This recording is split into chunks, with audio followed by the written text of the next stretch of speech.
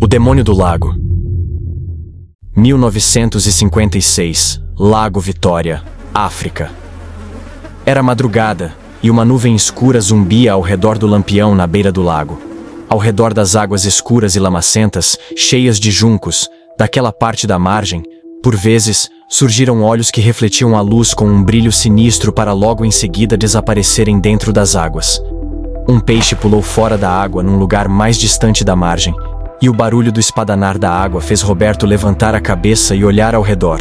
Ao seu lado, o outro caçador, o Chatoba, balançou a cabeça e voltou a baixar os olhos para a água, como se pudesse ver o fundo. Não haviam conseguido caçar quase nada. Parecia que toda aquela parte do lago estava sem peixes e sem crocodilos. Os poucos que porventura surgiam logo desapareciam e não retornavam. Estavam ali há quase 10 horas, e até agora haviam visto apenas um peixe-gato e uma tilápia pequena. Não haviam conseguido nenhum crocodilo, mesmo pequeno. Ele próprio pegara um citatunga, um tipo de antílope de cornos compridos logo depois de chegarem, mas então, nada mais. O Chatoba não havia conseguido nada, e estava de mau humor. O guia, Nebodiunga, sentado na margem perto do lampião, com a lança ao lado, fumava um cigarro de palha bem fedorento. Podia sentir o cheiro de onde estava, e isso o incomodava. Distante, um rugido baixo e rouco ecoou pela margem, fazendo-o sobressaltar-se. Haviam-lhe dito que não haveria leões naquela parte do lago, mas aquele som, definitivamente era de um leão, e isso abria novas possibilidades. O rifle que trouxera era capaz de abater até mesmo um elefante adulto. Mesmo assim, não queria encontrar um leão durante a noite. Sabia o quanto aquilo poderia ser perigoso. Roberto já havia caçado outras vezes em lugares solitários, nas Rochosas, nos Apalaches e pelas vastas matas do Canadá, mas nunca na África. Era sua primeira viagem até ali. Lera muito sobre aquela região, e gostava de pensar que estava bem familiarizado com toda a fauna e flora do lugar. Mas sabia que não era verdade. O guia lhe alertara para ter cuidado e nunca se afastar demais da margem, por causa dos ataques sorrateiros que por vezes aconteciam por ali. Mas a emoção verdadeira estava dentro das águas.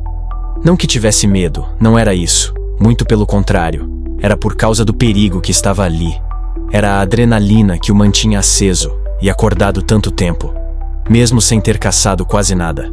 Queria caçar um daqueles crocodilos colossais que apareciam nas revistas de caça, que existiam apenas ali, e que se refugiavam por entre os juncos que os nativos vendiam para as fábricas de papel, antes que desaparecessem todos. O próprio lago era colossal. Suas águas de um azul profundo e metálico eram de uma beleza ímpar e estavam infestadas de crocodilos do Nilo, os maiores de sua espécie.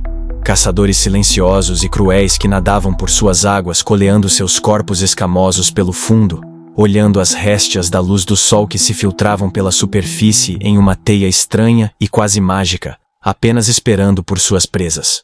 O guia os levara até aquele lugar porque um dos grandes havia sido visto naquela área alguns dias antes, e um pescador sumira, certamente levado pelo bicho. Roberto até conseguia imaginar como tudo havia acontecido.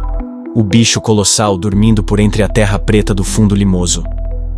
A pequena canoa passando sobre ele, um jovem pescador jogando suas redes perto das margens, ignorando totalmente o perigo sorrateiro que habitava dentro das águas. Imaginara o bicho se deixando levar pela correnteza e surgindo como um tronco quase ao lado da canoa desavisada. Por um instante, nada havia acontecido. Então, o bicho havia aberto os olhos e tronco girara. Sua cauda havia balançado e caído sobre a ponta da canoa, afundando-a e fazendo o pescador cair na água. O rapaz movera as pernas devagar, amedrontado, quase como se soubesse que o movimento pudesse atrair alguma coisa inominável. Por um ínfimo de segundo, nada acontecera. Então vieram as bolhas e o movimento sinuoso da sombra colossal na escuridão das águas frias das profundezas abaixo de si.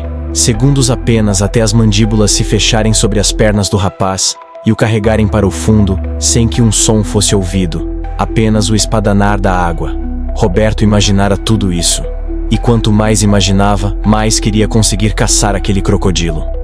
O guia lhes mostrara pegadas grandes como nunca havia visto igual, pelas margens, confirmando que o bicho estivera por ali há pouco tempo.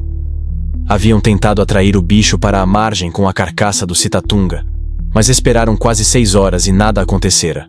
Foi então que resolveram entrar na água. O guia fora contra a ideia. Era perigoso demais.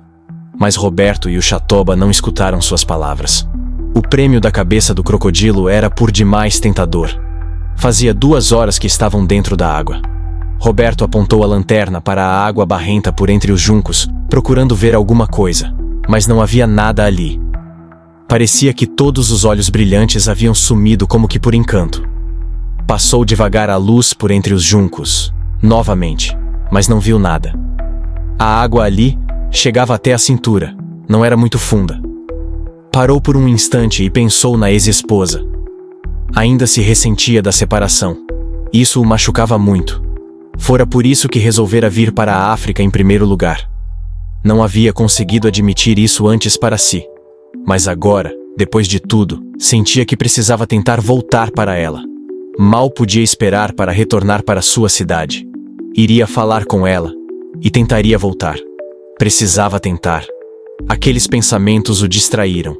O bastante para que não percebesse o tronco silencioso que vinha deslizando pela água logo atrás do Chatoba. Subitamente, algo chamou sua atenção. Um soluço alto que se transformou em um grito vindo da margem. Olhou assustado, a tempo de ver uma sombra comprida carregando o corpo do guia para dentro das sombras das árvores além da margem. Um leopardo, talvez? Ou um leão? Aquele leão que rugiu, talvez? Talvez não devessem ter deixado a carcaça do antílope tão perto da margem. O cheiro do sangue devia ter atraído a besta. Já ia correr para a margem com o rifle levantado quando se virou para o Chatoba, mas não o viu atrás de si. Havia sumido por completo. Havia apenas as águas turvas de um redemoinho, onde ele estivera e nada mais. O terror correu gelado por sua coluna, quando o vento trouxe o odor selvático e azedo de um leão. Um rugido baixo correu pela margem. Outro rugido respondeu, distante. Olhou ao redor assustado. Fosse o que fosse que estava ali na água, havia pego o Chatoba. O leão pegou o guia e outro leão se aproximava. Estava sozinho. Uma sombra comprida atravessou a frente do lampião. A besta estava ali. Súbito, uma confusão de rugidos e rosnados veio de dentro das árvores. As sombras lutavam entre si pelo corpo do guia. Roberto mal conseguia se mover. Sentia o corpo tremendo. As pernas estavam duras de medo e as mãos suavam. Agarrou com firmeza o cabo do rifle. Não poderia deixá-lo cair na água. Era sua única proteção. Súbito percebeu um tronco longo e colossal que parecia vir em sua direção. Aquelas imagens que imaginara retornaram vívidas à sua mente. Viu os 2 olhos amarelos e penetrantes como bolas de fogo se acenderem e refletirem a luz que vinha do lampião na margem. A bocarra se abriu devagar, mostrando as fileiras de dentes do tamanho de dedos gordos, pintadas de vermelho vivo. Era o sangue do Chatoba que estava ali. O ronco rouco e vibrante do bicho o paralisou. Era o crocodilo que tanto sonhara, o maior que já vira. Não havia nada como aquilo. Nunca ninguém pegara um bicho daqueles.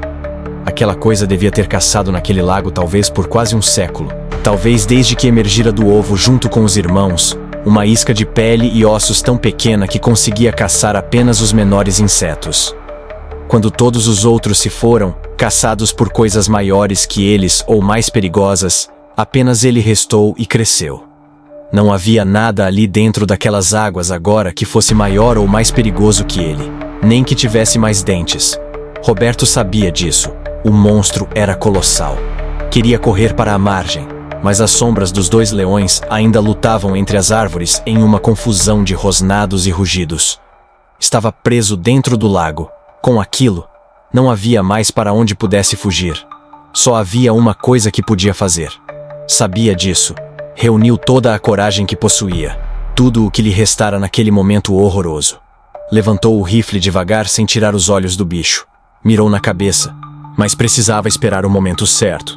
Atingir aquilo entre os olhos ou dentro da boca era sua única chance. O dedo escorregou para o gatilho devagar.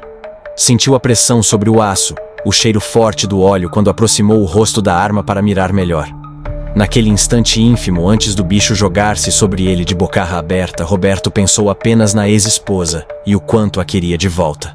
Não teve tempo para mais nada. O bicho pulou para a frente, aqueles dentes vindo em sua direção.